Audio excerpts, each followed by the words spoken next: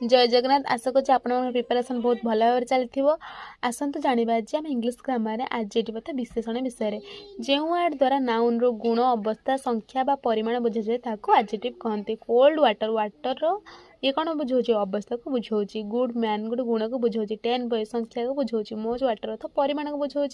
आकार अनुसार एडजेक्टिव आमको कौन करना आम एडजेक्टिव मान दुई भाग में विभक्त कर गोटे सिंपल आ गोटे कंपाउंड। सिंपल एडजेक्टिव कोटा ना जो एडजेक्टिव गुटिक बा जो एडजेक्टिव गुड़िक गोटे गोटे वर्ड रे हुए सिंपल एडजेक्टिव। एग्जांपल देला रेड हॉट ये सब कौन ना डीप ब्लैक मच लिटिल ये सब कौन ना गोटे गोटे गुण को बुझाऊँ गोटे गोटे परिमाण को बुझाऊँ।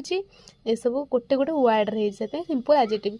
किंतु कंपाउंड एडजेक्टिव कौन ना जो एडजेक्टिव गुड़िक एक रु अधिक वर्ड रे गठित। एग्जांपल देखो red hot blood red deep black नी डीप ऑल पावरफुल ये सब कौन ना दीटा वर्ड रे तेणु आपण किसी भी डाउट थे निश्चय कमेंट सेक्शन में कमेंट करूँ। जब वीडियो भल लगी था निश्चय वीडियो को लाइक करूँ, चैनल को सब्सक्राइब करूँ एमती नुआ नुआ वीडियो देखापी। जय जगन्नाथ।